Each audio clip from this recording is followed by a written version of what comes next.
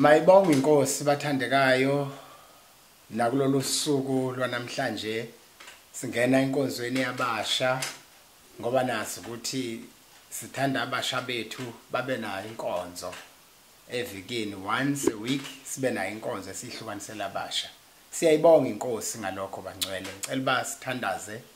singakatholiswa lenkosi. Baba olungileyo msindisi wethu dwala lempilo yethu sisakuwe nkosi nangalolu suku nkosi lungolunye lwazenzile ngoba wena wawukhona umhlaba ungabikho wawukhona abantu bengekho uyoba khona kuzibe phakade. Siyathandaza nkosi sithandazele sibusisa sivela uNkulunkulu somandla moya kaNkulunkulu moya kaBaba moya wavusa uLazaro kwabafileyo siyakhulekela isibusiso sakho nakule nkonzo yenza lokho nkosi wenzela ubuhle nokudunyiswa kwegama lika Jesu umsindisi wethu amen. Siyabonga abathandekayo sibonga uNkulunkulu ngendlela emangalisayo osenzela umsa ukuba singene emafonini enu singene kuma television enu noma singahlangene sivalwe lo mkhuhlane khona wescovet esisehlele esweni emhlabeni wonke. Moya kaNkulunkulu siyamthandaza siyathandaza sithandaza uNkulunkulu umnini mandla wonke ukuba amen ebandla amen abangcwele bakhe amen abahlengiweyo. Namhla ke ngicela basikhulume nabasha sithi itheme yale nkonzo ithi to hear the word of God, to hear the word of God, ukulizwa izwi likaNkulunkulu. Sifunda ke encwadini yokuqala kaSamuel isahluko sesishagalolunye ivesi lama-27 masikhuluma ke ngolimi oluzwakala kithi sonke abancane nabadala. First book of Samuel chapter 9 verses number 27. I'm reading from New Translation version. It reads thus: When they reached the edge of the town, Samuel told Saul to send his servant on ahead. After the servant was gone, Samuel said, "Stay here, for I have received a special message for you from God." Inkosi ayibusise ukufundwa kwesizulayo. Liphilile linguwe liqondisa izinyawo zethu entandweni yakho. Sibusise ngalo nkosi ngoJesu umsindisi wethu amen. Ake ngibeke bathandekayo ngithi singabangcwele singabafundisi singabazalwane singamalunga enkonzo akhethiwe misiwe ukululeka abangcwele abahlengiweyo abathandiweyo ngumsa kaNkulunkulu esifumene egameni lika Jesu. Kusenhlizweni yethu ngendlela emangalisayo ukuba sikhulume nabasha bethu njengabantu abazolithatha abazophatha egameni lethu. Sisulela lokho esikuphethe sikufake ezandleni zabasha ukuba Nkosi yami bahambe la enyathelweni zethu benze longaphezulu kwesikwenzayo. Umthandazo wethu usho njalo nakulesi sikhathi isitha siphumile sibacekela phansi ngendlela emangalisayo. Sithandaza sikholwa sikhuleka siyayicela iminikelo yenu bathandekayo noma nikhonza nathi olundi njengoba mina ngumfundisi wasolundi kodwa sengishumayeza wonke okufinyelela kuwo lelizwi lentshumayelo lenkulumo nakuwe nakubani wonke umuntu oyibonayo into inesidingo. Faka isandla kule account evelayo yase Absa Bank ebhalwe kuleya njengoba ubona lapha sizokuvezela kahle khona.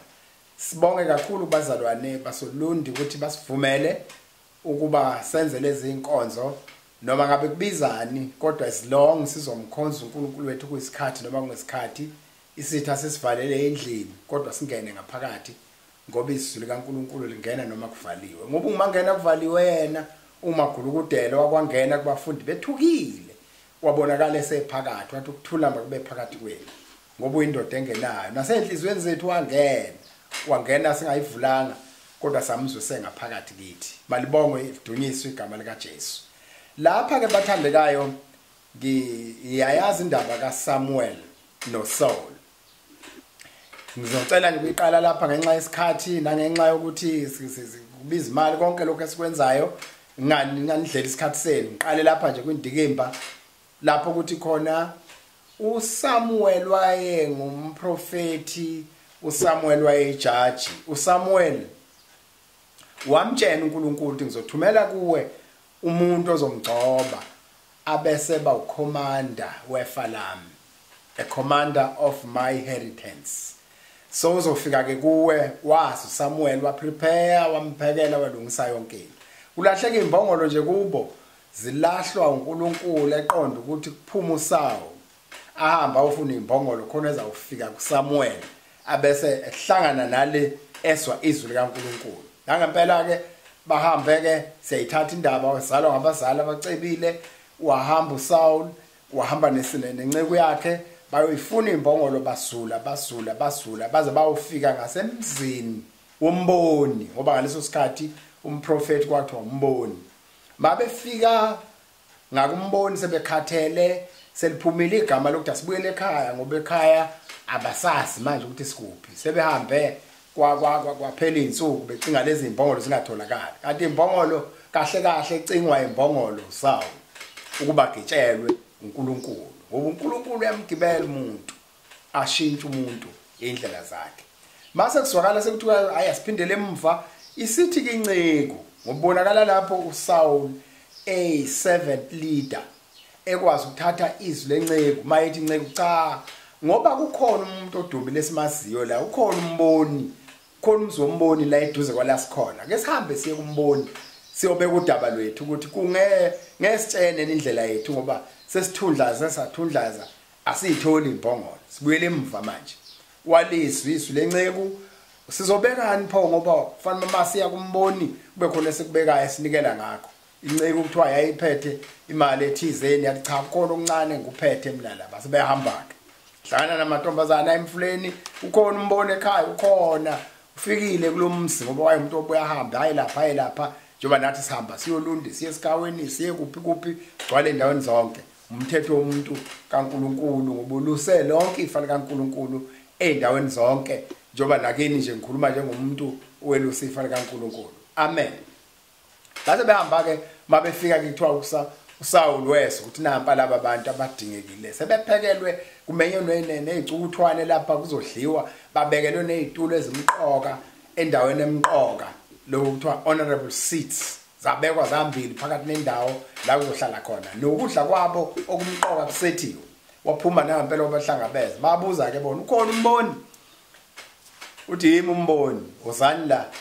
nizawuhlala nami sebafaka ke lapha endlini ezihambi bafike bahlale ehlalweni ezimqoka cabanga ke nenceku la ihlala esihlalweni lapha abantu banokumjuluka kade behla benyuka befuna imbongolo bahlala manje nama-gas honorable gas bahlala phakathi kwabo kwatshela ukuka letha ke leyo mpahla le bengithe ilondolozo wakhishwa inyama best cut meat yabekwa lapha phambi kwaSaul wabekelwa lapha wabekelwa bamangala nje ukuthi why bebe ngamagesa angaka dumile adla nezicukuthwane ngoba kuthiwa kwakuyiprivilege ukudla noSamuel ngaleso sikhathi badla ke mase bedlile lithi iBhayibheli babe sebehamba uSaul noSamuel baya endlini eyiflat bahlala khona efaka izinto zikaNkuluNkulu ngoba iyouth yethu kufanele ifakwe into zikaNkuluNkulu wafakwa into zikaNkuluNkulu kodwa ke simthatha lapha ekseni ke semvusa ekseni kakhulu sethi ke vukani nginihambisi sebehamba ke manje lapho ke lencwadi ke leli verse ade silifunda ke elu27 lethi when they reached the edge of the town sebephuma ke manje ngasemzini ke lapha ke sebefika othangweni la kuphela khona umzi uSamuel wasetshela uSaul dlulisa inceku ngoba kufanele iyouth yethu idlulise abangani dlulisa yonke idlulisa inceku ukuze uzwe wena izwi likaNkuluNkulu abasuka abanye abantu ngoba izwi elakho mdlulise ayiphambili bese kusala wena after the servant was gone sihambile ke manje inceku Samuel said stay here for I have received a special message for you from God uyabona ke manje uSaul uthi uSamuel kukhona umbiko osheshayo a special message from God uze ngowakho lo mbiko lo mbiko mawusa uza kuSaul uphuma kuNkulunkulu ngowakhe muhle umuntu omsha otholile umbiko ovela kuNkulunkulu elesizulu lithi yimala nguswise izwi likaNkulunkulu ayikho into ebhlungu njengokuba nabantu abasesontweni abaseyinkonzweni zethu bengazange baliswe izwi likaNkulunkulu. That special message from God eyayize kuSaul yayisho ukuthi kune-information kunento ayizwile yena yiyo ke lemshintshayo sezothola instruction ke manje after he heard that special message thola instruction ke manje ethi yilapho ke asho khona ethi uzohamba uhlangane nabantu uzohlangana nabantu uyabona usha amagemgeme uzodlula mawusibonela iviyo laba prophethi uzobe kukhona abaphethe ukhona bebathathu belaba omnye phethe amazinyane embuzi amathathu omnye phethe izinkwe ezintathu omnye phethe imvaba yewayini uyoba lo phethe izinkwe uyokunika imbili uyithathe lezi zinkwe ezimbili bese bekhuphukela entabeni kaNkulunkulu unyuke nawo lokuthi yini enza comply nale order. He heard that special message from God umile walizwi elivela kuNkulunkulu umuntu ozwiswi yimalapha ayidluli inceku ngoba sengithole umbiko osheshayo wakho ovela kuNkulunkulu umthandazo wami nginawo uthi Nkosi abalizwi elivela kuwe somandla uma bengalizwile noma ngabagcina esontweni senza yonke into nabasokwenza into eziningi ezifunwa iyouth phakathi enkonzweni yethu namanje sesiyazenza kodwa uma bengawuswanga lo mbiko osheshayo ovela kuNkulunkulu wabo umbiko wabo a special message for you from God. I've received it. So therefore stand here, stay here, that I may pass that special message for you. Uwaseliswa ke uSaul lamshintsha ke wacomply neorder simbone seprofeta nabaprofeti sehla lezi nkwembili asizwe ukuthi wayithatha wayimukela wasenza gcina kodwa iorder le compliance uyithole ngokuswa izwi likaNkulunkulu special message from God. Isihloko sele nkulumo kwesithi ukuzwa umbiko ovela kuNkulunkulu or to hear the word from God. Umkhuleko wethu nakalokho na sitambama nje bathandekayo sinani sithandaza sithi Nkosi let your word be heard by our youth that they may comply with your order, with your ways, with your commands in Jesus mighty name. That is our prayer. Siyanthandazela abantu abasha siyanthanda senhlizweni zethu ukuba uNkulunkulu asisize amadlebeni aliswe inhlizweni liswe ingqondweni liswe izwi likaNkulunkulu elivela kuye. uNkulunkulu makanibusise anibusise la kulezi inkathi asifikele asigcine ngila kulolu khuvetho olivele sime ngoba bakho uyabathwala abakho uyabagcina abakhe uyabagona ngemkhono yakhe. Siyabonga udumo maluse kuye masithandaze baba liphilile linguwe izwi lakho siyayibonga nalenkonzo siyabonga nje Nkosi yami kusinika lamathuba busisa lona yandisa Nkosi nakuloya nongakaliswa nongakawuswa lombiko akube lona lo at I heard a special message for me from God. Baba khuleko wethu usho njalo mana nomakoti wakhe ibandla siyabakhulekela abadala nabancane kakhulu Nkosi nansi youth yethu ibhubha kule mihla ngezinto eziningi ezikhona siyabathandazela egameni lika Jesu yenze njalo Nkosi ngoJesu umsindisi wethu amen and amen. Amen.